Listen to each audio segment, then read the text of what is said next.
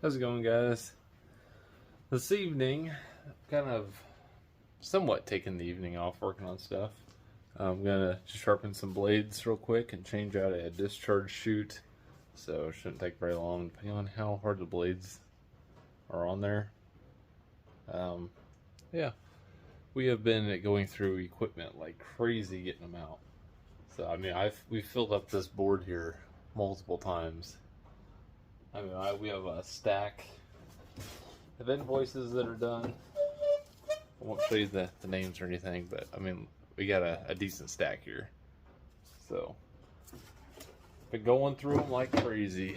Currently in the garage here, we have a mobility scooter that needs a new battery. Still need to dialog this generator welder. I'm waiting for parts to show up for this go-kart. This has been a pain in the butt. This is a different go-kart. I've already fixed another one. I haven't done a video on it. This one, the secondary clutch shaft bearing blew. Got stuck in the chain, wouldn't roll. So that was the initial complaint. So took forever, but finally ended up sawing the shaft in half and replacing the bearings on each side. So I'm waiting for the new shaft to show up with the new secondary clutch, because the rest of the shaft, I've beat this thing with a hammer so many times I can't get the backing plate off. So ordered a new one. Anytime we do that, that's kind of unforeseen and needs extra parts and it's going to cost more money, we send a picture of what's going on, send it to the customer, and let them decide. So pretty much I asked for approval before cutting that shaft. So he said, don't worry about it, just fix it. So that's where we're at with that. Then we have a hedge trimmer that was non-running. Jason got that running extremely well. Tried it out, works perfect. Then we have the Stihl chainsaw that looks like it's been neglected its whole life. Supposedly just sharpening the chain in the box and the one on the bar. We're also going to make sure it runs though. So he said it runs perfectly fine, but he hasn't touched it in a couple years, so more than likely that's going to need gone through as well. And then coworker just dropped off this Toro zero turn. I'm going to pull the blades off, and then the discharge chute, the clamp broke off of it. So have a new one there we're going to put on. Just one bolt on the bottom of this shaft here. And that slides in. That's very straightforward. So we're going to go ahead and do that and sharpen the blades. And that's all she wanted done. So, well, I guess we are going to stick another bolt in the back of the little trailer hitch thing, because it's a little floppy. So yeah, a couple of small things, but that's all we're doing. I will give it a once over, check the oil, all that stuff, but supposedly it's all good. But we just like to double check everything here. But yeah, it's kind of the update right now. Might show you a little bit of going through this Timecutter Z5000. It's kind of old, but it works. So here we go. All right, let's go ahead and get this custom shield off of here. Looks like it's a 14 on the bottom. So we'll get that off here, hopefully.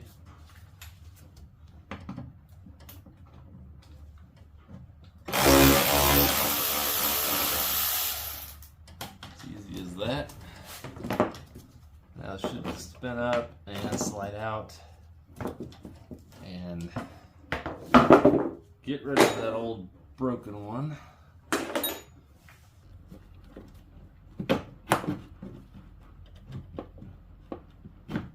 Like that. That seems better.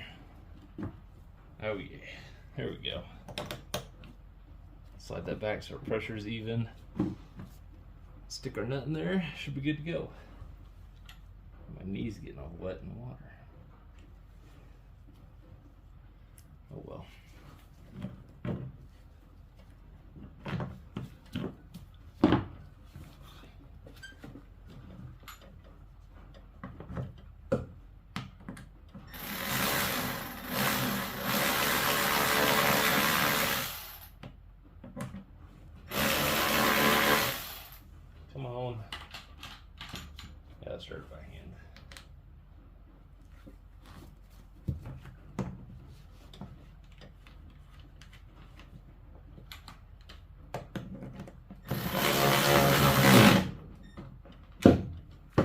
go. Look at that. Nice spring force to it. It's been pouring this whole week. So this thing's just like pouring water out. It's all pooled up here on the deck. It's got to go somewhere. All right, next is the blades. Looks like deck's all the way up, so I'm gonna have to get the jack out here and jack up the front of this. Some blocks on it, and we'll go for the blades. All right, seems like it's a 16 millimeter. Blades off. I'm gonna see if I can do it without.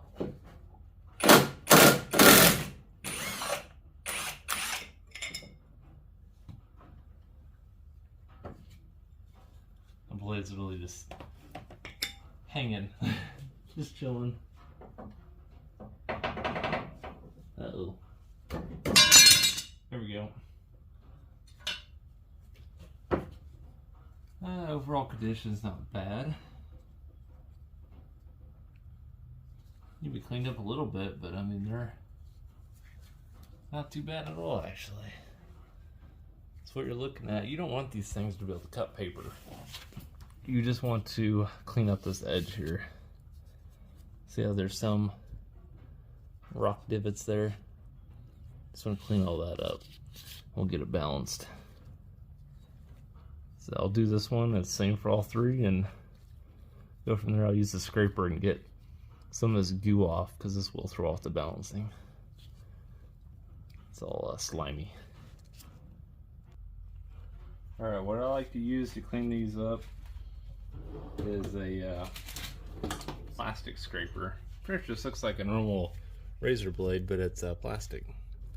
It's better to use this type of stuff on gaskets, like head gaskets and all that, that we don't carve into the metal. So I don't get crazy with this. I just go a quick skim over it, get any surface rust and debris off of it. We're not trying to win a beauty pageant with this thing, just get it so it balances correctly. But as you can see, in the couple of seconds I worked on this thing, scraping it, you get the old paint off, and I mean, you get a decent amount. Like, it's definitely enough to throw off your balancing. Is that a decent amount of grass there and mud and everything else. So I'm going to go ahead and put this on the vise and use the ankle grinder with a flap disc and shine it up.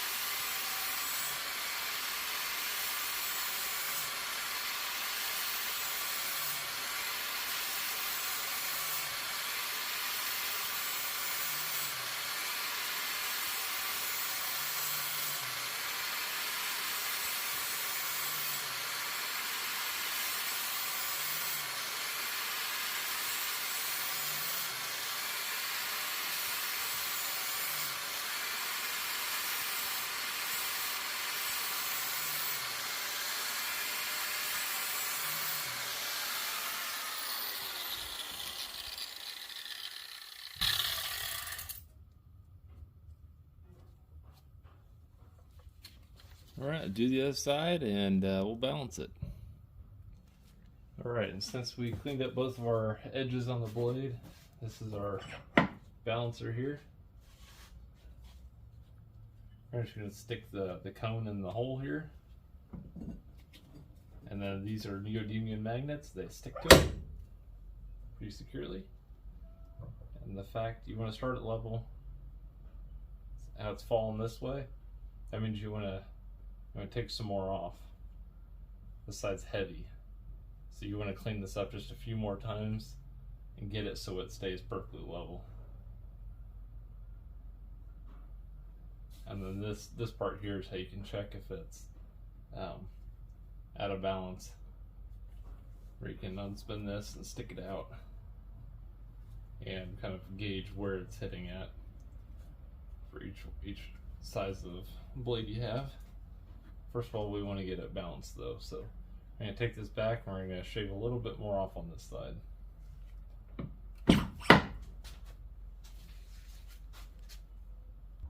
Alright, as you can see here, we're pretty close. It'll almost make it go either way. It could use like 1 or 2 passes over here, and then you'll be good to go. This little bit here, the fact it's not diving very fast, it won't throw anything off really. But you do want this as stable as possible. I mean, you can put a tiny piece of something here and it'll make it go off. But yeah, it's kind of what we're looking for. We'll put these back on and that'll be it. Or this is the same blade, I just stuck it back on.